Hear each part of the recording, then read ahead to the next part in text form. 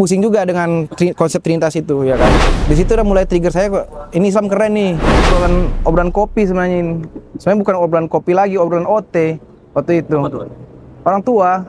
Iya, kebetulan saya nggak minum waktu itu. Emang cuma ada yang aja minum. Tiba-tiba dia nyeletuk, Homer, iya. Anggur merah. Di kampus lagi, ya kan. Tiba-tiba dia nyeletuk, kenapa haram makan babi? Bismillahirrahmanirrahim. Ya ayyuhalladzina amanu dukhulu fis silmi kaffah.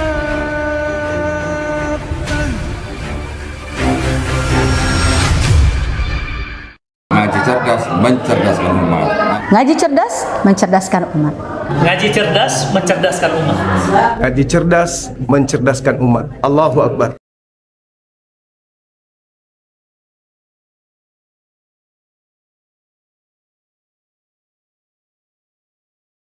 Assalamualaikum warahmatullahi wabarakatuh.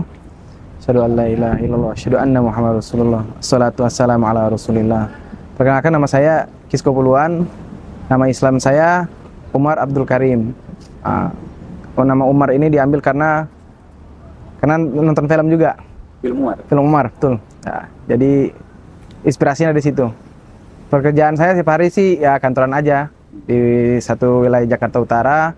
Malamnya insya Allah kalau ada waktu ngajarin ngaji anak-anak di TPQ gitu. Kalaupun misalnya gak ada waktunya, kegiatan remaja.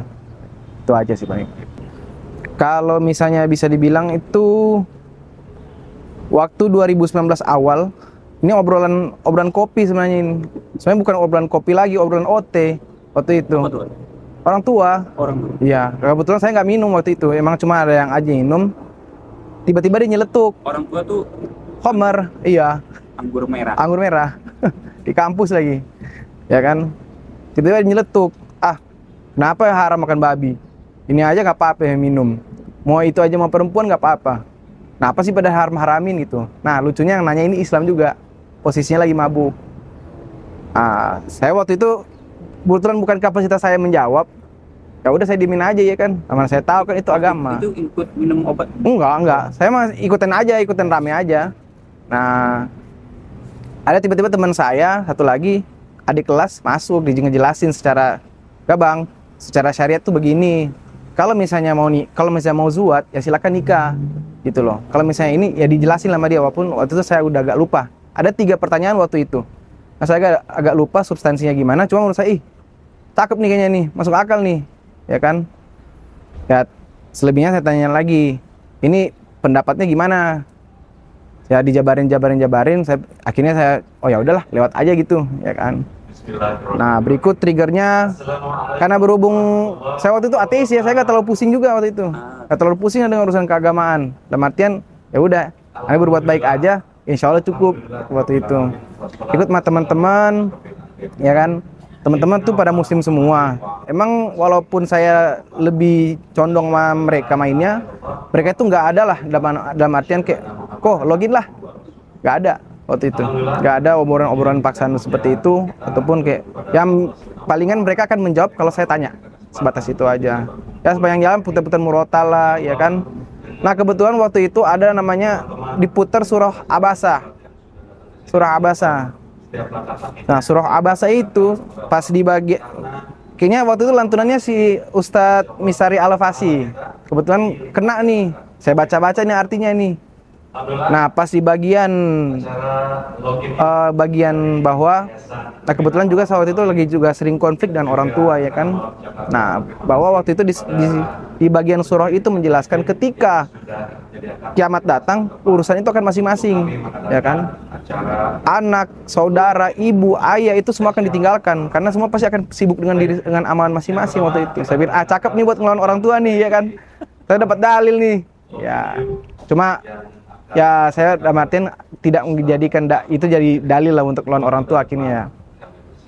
Nah, waktu itu 2019-nya juga naudzubillah kecelakaan patah tulang, ya kan. Nah, patah tulang pas bosen aja sambil itu nonton aja nih, ada film bagus nih, series apaan sih nih, Umar. waktu itu. Nonton aja iseng. Saya pikir sejarah aja ya kan.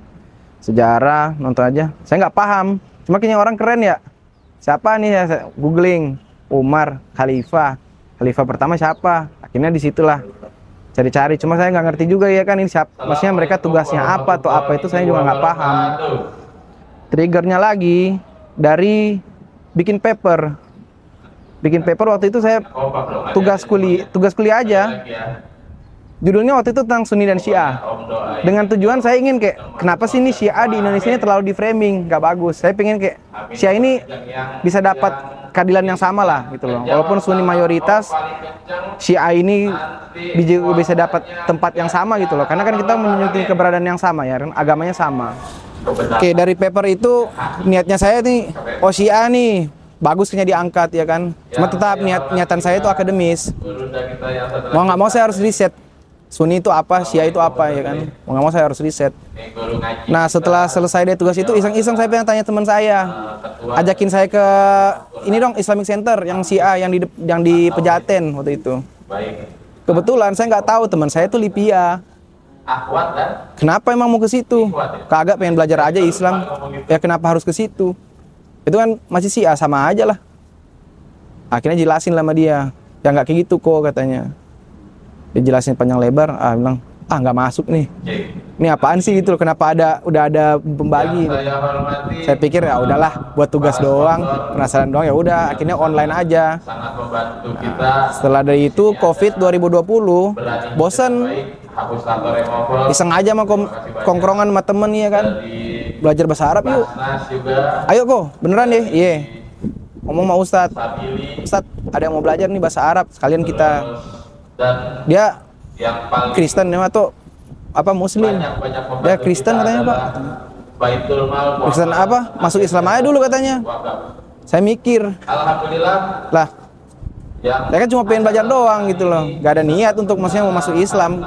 Ngapain juga iya kan? Saya maksudnya mikirnya kayak ngapain juga nih. Akhirnya setelah entah teman-teman saya juga itu nggak ada yang kayak udah kok masuk aja lah kok gitu loh sekalian gitu loh, enggak. Akhirnya saya iseng aja nih, kalaupun misalnya saya mau masuk, saya udah kalkulasi dulu apa yang saya dapat, apa yang harus saya buang.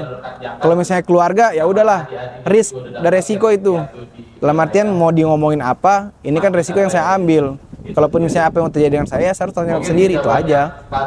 Nah, yang kedua materinya nih, ya kan. Resikonya saya udah hitung nih, orang tua nggak kasih duit lah apa segala macam. Oh, ya udahlah.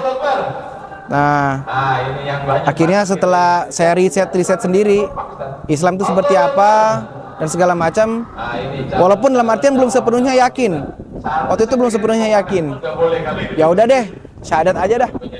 Nah, akhirnya tanggal 20 Juni 2020, 18 Juni maaf, 2020 ngambil syahadat di sekarang udah jadi alhamdulillah udah jadi Masjid Al Makmur Kebon Kacang bersama Ustadz Hidayatullah. Nah, Ustadz Hidayatullah yang sampai sekarang masih ngaji sama beliau tiap subuh itu ngajinya. Dari awal sampai sekarang beliau tutup saya. Saya kira seperti itu.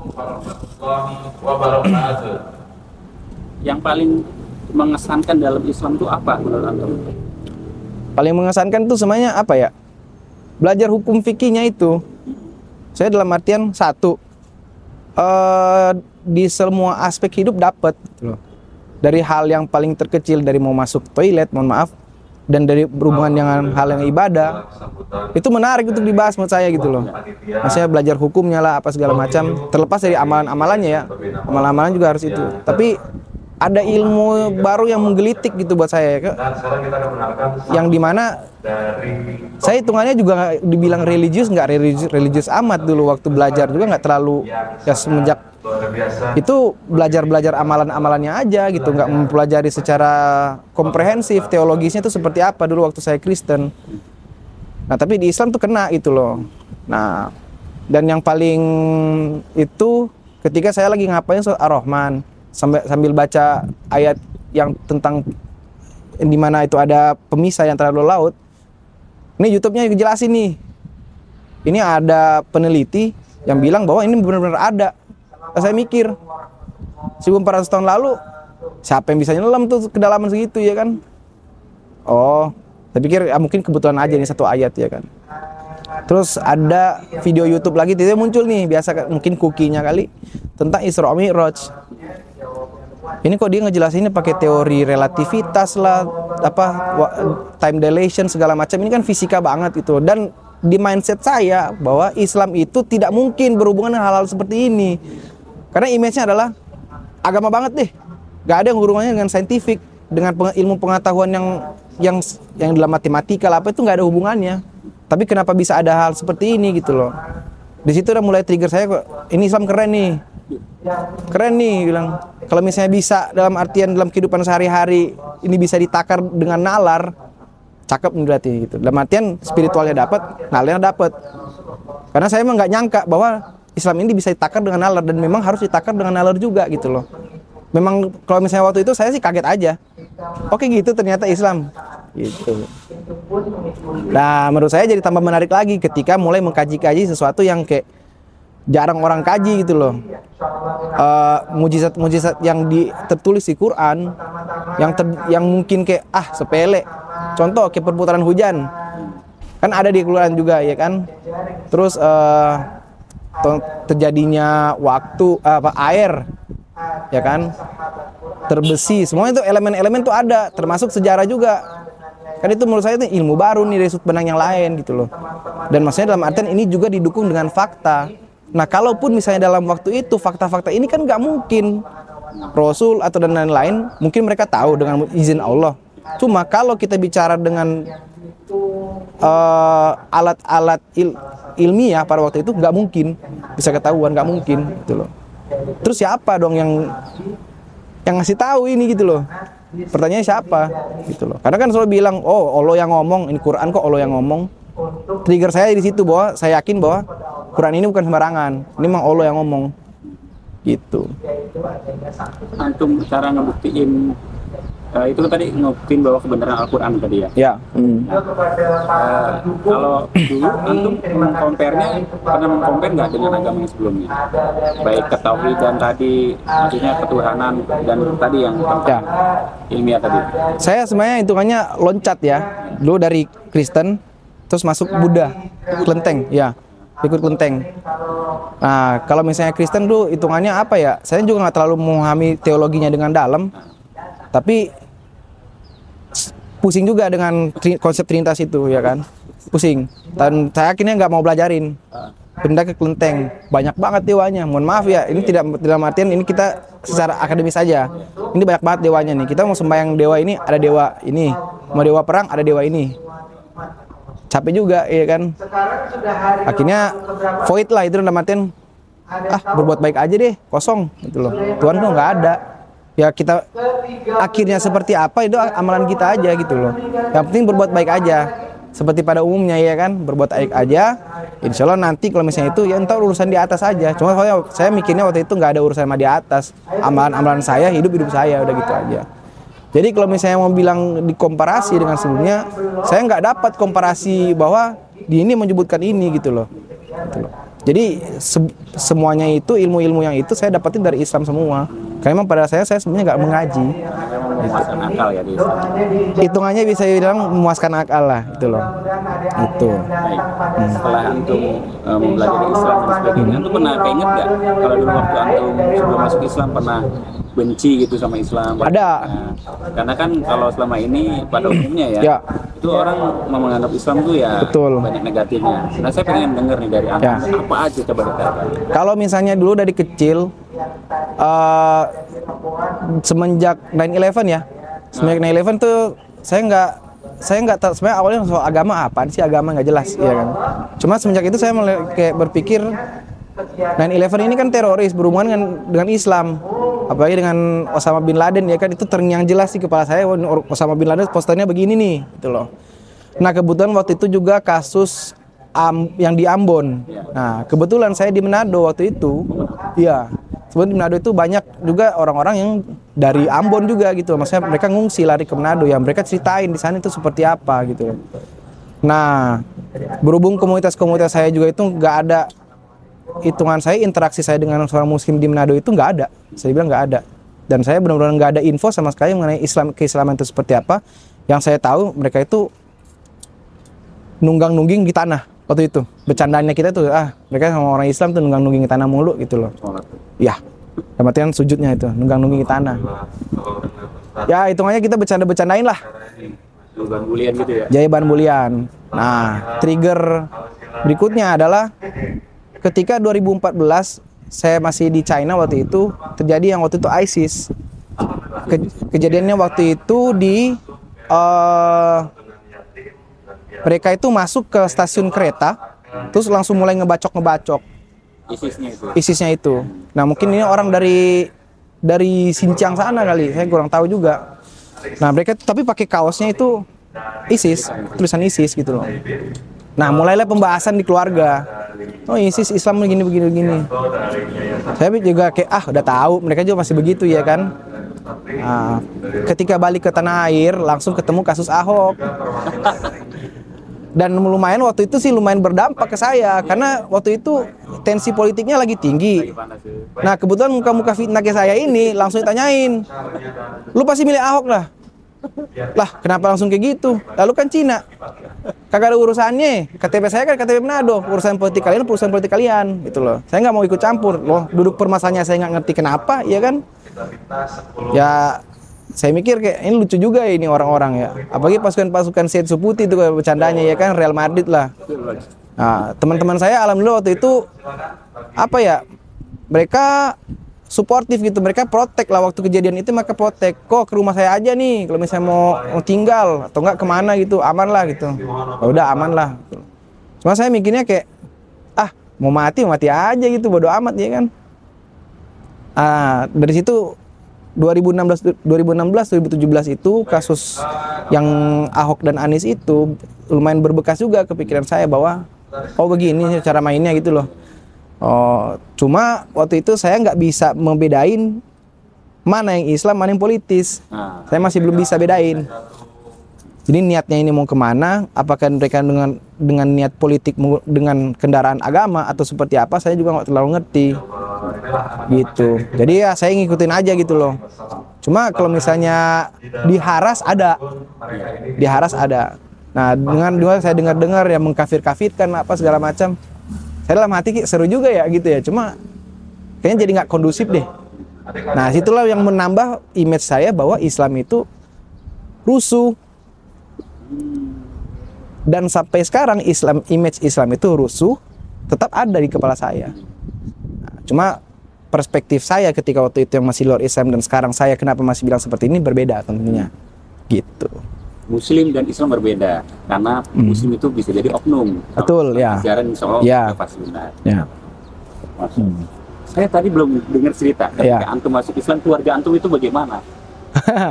Keluarga waktu itu saya ngakunya itu 6 bulan kemudian setelah saya disyahadat. Baru declare. Iya, baru declare. Saya hitungannya apa ya? Cuek-cuek aja gitu loh. Nah, waktu itu saya iseng aja bilang ke ibu, udah masuk Islam. Tapi respon ibu waktu itu, mama udah tahu. Iya, feeling aja. Soalnya waktu 2019, waktu saya lagi nonton film Umar, ibu udah kok dia udah dengerin Quran nih, murotal nih ya kan, sama nonton film Umar ya kan. Ini film apa nak katanya? Gak tahu, sejarah, nonton aja, saya bilang gitu ya kan. Oh ya udah nih, bagus sih, cowoknya ganteng gitu waktu itu ya kan. Ya udah nonton. Nah, ibu berpatokannya dari situ, feeling aja kan. Oh ya udahlah, saya pikir cuek ya kan. Nah, ayah yang dengar langsung. Ayah sih tidak suka dengan agama. Yang berhubungan dengan religi dia bilang bahwa dikasih pendidikan itu ke kalian bukan untuk jadi orang beragama. Ya kan? Kalian tuh belajar ilmu. Gitu. Dan mulai lagi kasih lah bumi datar, teori bumi datar. Kalian itu kan pengikut bumi datar. Ya kan, yang tidak berhubungan dengan saintifik itu kan nggak ada di kalian gitu. Bumi itu apa sih? Ya nggak jelas lah gitu loh. Cuma saya pikirnya ya dia nggak tahu gitu loh. Kalaupun mau dikasih tahu adanya konflik. Akhirnya saya cuma kasih enggak di sini kan kerja. Sebentar. Tadi udah ini sama Pak Haris sebentar karena di situ ada audio. Ada suara. Bentar ya, Pak. Udah ini sama Pak Haris. Bener aja. Ini orang kerja kok. Iya. Iya, sebentar lagi ya. Selanjutnya hitungannya apa ya, bilang cuek aja deh saya. Akhirnya ya sembari ngaji juga nih, bantahan yang dia kasih, saya sembari juga nyariin bantahan-bantahan saya itu, maksudnya dari sudut pandang agamanya ini apa nih gitu ya kan, sembari nanya-nanya ke ustadz lah. Ya udah. Cuma akhirnya sampai sekarang tuh lost kontak aja gitu. Responnya mereka sih seperti itu.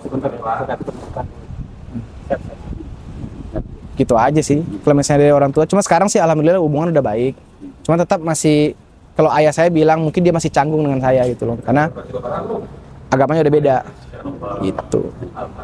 Mas, ini kan yang nonton kan ada yang mualaf, Ya. ada yang muslim, ada yang mungkin juga mau masuk Islam gitu ya. Kira-kira biar dapat tips kayak antum ini bagaimana? Pertama, hidayah itu jangan ditunggu, hidayah itu jemput. Dan ketika kalau misalnya udah ada arah-arah ke situ, langsung aja syahadat. Insya Allah nggak akan rugi. Masuk agama ini nggak akan rugi. Karena hitungannya kalau misalnya udah dijamin rezekinya, insya Allah udah dijamin. Saya bisa buktiin itu juga.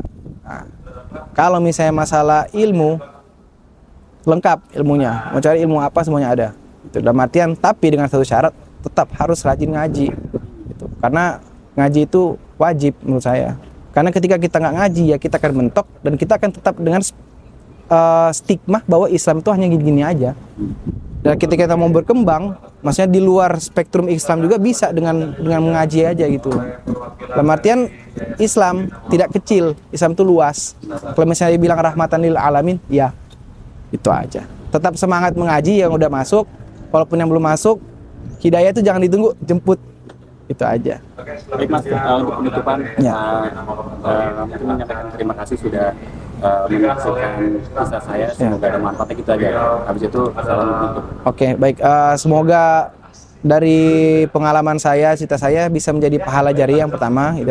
Dan juga bisa menjadi inspirasi ya bagi teman-teman semua untuk dapat lebih rajin mengkaji agamanya Allah dan selalu yakin bahwa Al-Quran adalah kitabnya Allah dan dari qaulnya Allah sendiri, dan itulah kalimatul haq.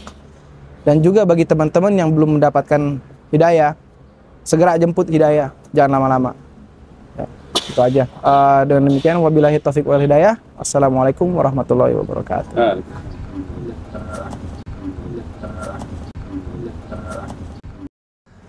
Bismillahirrahmanirrahim. Assalamualaikum warahmatullahi wabarakatuh.